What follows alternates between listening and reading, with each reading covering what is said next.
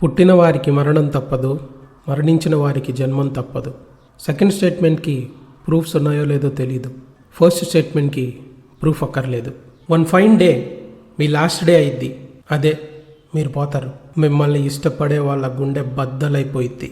UK, USA, Malaysia, Russia ఇలా ప్రపంచంలో అన్ని చోట్ల వాతావరణంలో ఎలాంటి మార్పులు ఉండవు. అంతా నార్మల్గానే ఉంటుంది, ఒక్క మీ ఇంట్లో తప్ప. మీ ఇంటి ముందు టెంట్ పడిద్ది. మీరు బయట ఊర్లో పోతే మీ బాడీని సొంత ఊరికి తీసుకొస్తారు. సొంత ఇంట్లో పోయినా కూడా మిమ్మల్ని బయటే పడుకోబెడతారు. ఏసీ మార్చురీ బాక్సులు అన్ని తరగతుల వారికి అందుబాటులోనే ఉంటున్నాయి కాబట్టి మీ శవానికి 2 దండలేసి అందులో పడుకోబెట్టి మూత పెట్టేసి పైన ఇంకో దండేస్తారు. అది కూడా చచ్చిపోయిన మీ మొహం అందరికీ కనపడేలాగా. మీకు ఏసీ పడకపోయినా కంప్లైంట్ చేయలేరు, మూసుకొని పడుకోవాల్సిందే. ఒక్కొక్కళ్ళు మీ ఇంటికి రావడం స్టార్ట్ అవుతుంది. అప్పటికే మీ వాళ్ళ ఏడుపు స్టార్ట్ అవుతుంది. కొంతమంది ఏడుపు ఆపుకోవడానికి ట్రై చేస్తారు, ఇంకొంతమంది ఏడవడానికి ట్రై చేస్తారు. వెతికితే చావు దగ్గర కూడా ఏదో ఒక కార్నర్లో నవ్వులు ఉంటాయి. కారణాలు ఏమైనా అవ్వచ్చు. ఇంకో పక్క అడ్మినిస్ట్రేటివ్ టాస్కులన్నీ జరుగుతూ ఉంటాయి. వచ్చిన వాళ్ళకి టీలు ఉప్మాలు ఇస్తూ ఉంటారు. అప్పటికే ఆర్డర్ ఇచ్చిన మీ ఫ్లెక్సెస్ వస్తాయి. మీ ఫ్రెండ్స్ అండ్ రిలేటివ్స్ వాటిని మీ వీధిలో కట్టే పనిలో ఉంటారు. వాళ్లే మీరు పోయిన విషయం అందరికీ ఫోన్లు చేసి చెప్తూ ఉంటారు. వాట్సాప్ స్టేటస్లో మీ ఫోటోలు పెట్టి మిస్ యూ, ఆర్ఐపి, ఓం శాంతి అని రాసి పక్కనే ఏడ్చే ఇమోజీ ఒకటి పెడతారు. పంతులు గారు, పాస్టర్ గారు లాంటి మత పెద్దలు వచ్చి మీ బాడీకి అంత్యక్రియలు చేయడానికి కావాల్సిన ఐటమ్స్ లిస్ట్ చెప్తారు.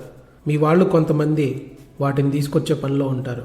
మీలాంటి ఎన్నో చావులు చూసినా చేసినా ఒక ఎక్స్పీరియన్స్డ్ పర్సన్ మీ సర్కిల్లోనే ఉంటాడు. మీ పాడా బాక్స్ లాంటి ఏర్పాట్ల సంగతి అతనే చూసుకుంటాడు. మీ శవం దగ్గర జెన్యూన్ ఏడుపులు వేళ్లతో లెక్క పెట్టొచ్చు. అవి ఎవరి అవుతాయో మీరు పోయే టైంకి మీకే అర్థమైపోయింది. కన్నవాళ్ళు, కట్టుకున్న వాళ్ళు, తోడబొట్టిన వాళ్ళు, కొంతమంది friends and relatives, A note తాకట్టు లేకుండా మీకు అప్పిచ్చిన వాళ్ళు, వీళ్ళు మాత్రమే ఎక్కువ బాధపడుతుంటారు. లిస్టులో ఐటమ్స్ అన్నీ రాగానే మీ బాడీని ఫైనల్ ట్రిప్కి రెడీ చేయడం స్టార్ట్ చేస్తారు. ఇప్పుడు మీ బాక్స్లో నుండి మీ బాడీ తీయగానే మీ చుట్టూ ఏడ్చే వాళ్ళ టోన్ ఇంకొంచెం పెరిగిద్ది. మీకు చిన్న దెబ్బలు కూడా తగులుతుంటాయి, కానీ నొప్పి తెలీదు. మీకు డైలీ స్నానం చేసే అలవాటు ఉన్నా లేకున్నా ఆ రోజు మాత్రం స్నానం తప్పదు. మీకు సెంట్ స్మెల్ పడకపోయినా సరే ఆ రోజు సెంటు కొట్టి రెడీ చేస్తారు. ఈ రోజుల్లో చచ్చిపోయిన మనిషిని శ్మశానం దాకా మోసుకెళ్ళేంత తీరిక, ఓపిక ఎవరికీ ఉండట్లేదు. దానికి కూడా ఒక వెహికల్ వస్తుంది. నిజంగా మిమ్మల్ని లాస్ట్ దాకా మోసుకుంటూ తీసుకెళ్లే ఆ నలుగురు ఉంటే మీరు అదృష్టవంతులే. ఇంకా ఆ ఏడుపుల మధ్య మీ ఆఖరి జర్నీ స్టార్ట్ అవుతుంది. మీది బడ్జెట్ ట్రిప్ అయితే బంతిపూలు, కాస్త బలిసినోళ్ళైతే బాణాసంచా, గులాబీ పూలు లాంటివి వేస్తారు. మీ వీధిలో సరదాగా తిరిగిన మీరు ఆ రోజు 7లా ఊరేగుతారు. అలా వెళ్ళడం మీకు కొత్తగా ఉంటుంది.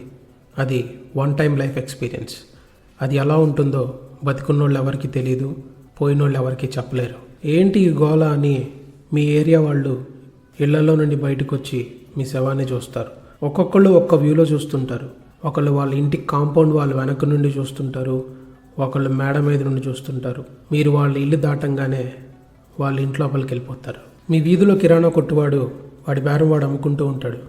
మిమ్మల్ని తీసుకెళ్లే దారిలో పోయింది ఎవరా అని కొంతమంది చాలా క్యాజువల్గా మాట్లాడుకుంటూ ఉంటారు. ఇతనా ఇలాగా. మీ శవాన్ని ఎత్తేటప్పుడు ఉన్నంతమంది శ్మశానం దాకా రారు. సగం మంది దారిలోనే ఇంటికి వెళ్ళిపోతారు. మిగిలిన వాళ్ళతో మీ బాడీ బరియల్ గ్రౌండ్కి వెళ్ళిద్ది. ఇక్కడ గమనించాల్సిన విషయం ఏంటంటే, మీరు మీ బాడీని వదిలేసిన మీ బాడీని మాత్రం మీ కులం మతం వదలవు.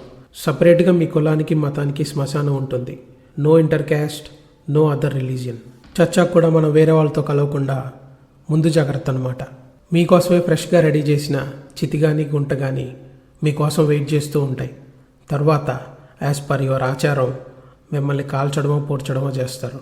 ఫైనల్గా మీ బాడీ పంచభూతాల్లో కలిసిపోతుంది. మీ వాళ్ళు తిరిగి మీ ఇంటికి వెళ్ళేసరికి ఇల్లంతా క్లీన్ చేసేసి ఉంటుంది. మార్చరీ బాక్స్ పక్కన పెట్టేసి ఉంటుంది. 2వ రోజో 3వ రోజో భోజనాలు ఉంటాయి.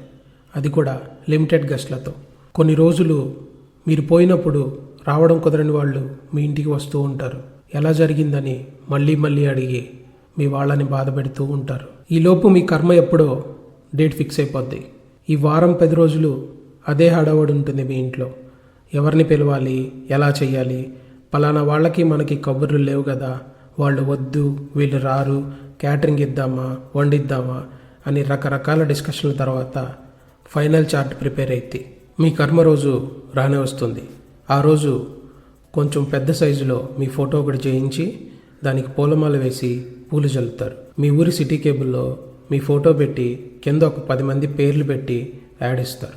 ఒక పక్క మీ దినం భోజనాలు రెడీ అవుతూ ఉంటాయి, ఇంకో పక్క మీకు పిండం పెడతారు. పిండంతో పాటు మీకు నచ్చిన ఐటమ్స్ కూడా పెడతారు. పిండం కాకులు తింటే కానీ మీకు నచ్చిన మందు మాత్రం మీ వాళ్ళలోనే ఎవడో ఒకటి తాగేస్తాడు. చాలా చోట్ల, ప్రత్యేకించి మన దేశంలో తినడానికి మాత్రమే ఫంక్షన్లకు వెళ్ళి వంటలకి వంకలు పెట్టే బ్యాచ్లు కొన్ని ఉంటాయి.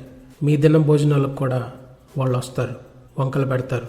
అంతా అయిపోయాక నెక్స్ట్ డే కల్లా మీ ఫోటో గోడ మీద ఉంటుంది. కొన్నాళ్ళ తర్వాత మీ ఫోటోకి దండు ఉండదు. ఒక జనరేషన్ తర్వాత అసలు మీ ఫోటోయే మీ ఇంట్లో ఉండదు. మీ సమాధి కూడా ఉండిద్దో ఉండదో తెలీదు. మిమ్మల్ని పూడ్చిన సేమ్ ప్లేస్లోనే మళ్ళీ గోయి తీసి వేరే బాడీని పెడతారు. మిమ్మల్ని కాల్చిన చోటే మీ జూనియర్స్ని కలుస్తారు. మీకు సంబంధించిన ఏ జ్ఞాపకం ఈ భూమి మీద ఉండదు. మీ పైన 3 తరాల ముందు మీకు తెలీదు, మీ తర్వాత 3వ తరం నుండి మీరు తెలియరు. తల్లి గర్భంలో పుట్టిన మీరు కాలగర్భంలో కలిసిపోతారు. నెక్స్ట్ థాట్తో మళ్ళీ మీ ముందుకు వస్తా. సబ్స్క్రైబ్ చేసుకోవడం మర్చిపోకండి. Mind thoughts on life.